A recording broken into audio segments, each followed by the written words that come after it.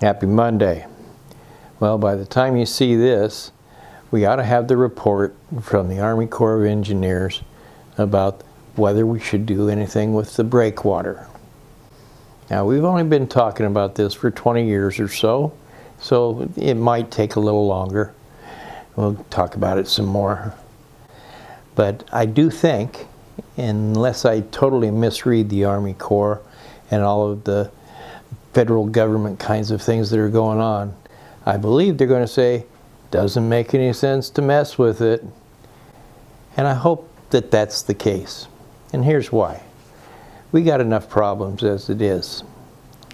You know, one thing that breakwater is not going to protect us from is sea level rise. Went to a meeting last week and talked about sea level rise, and these folks that are working on that are very impressive indeed. But there is a reason to combine sea level rise and the breakwater, because the worst floods are going to happen when we have a king tide or when we have a 100-year storm and we have a foot or so of sea level rise.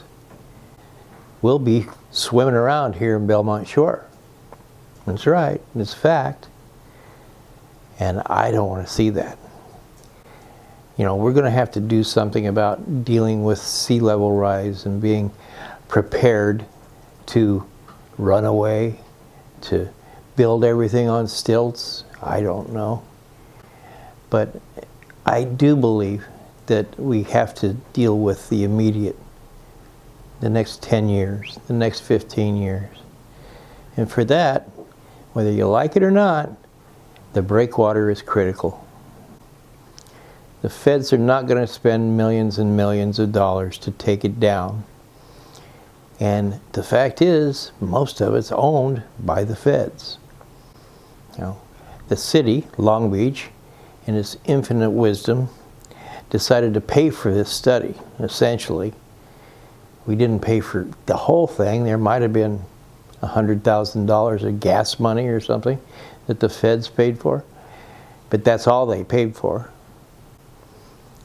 So we're going to debate the results of the breakwater study probably for the next year or so before we finally decide we're wasting our time and our money to keep fighting this fight.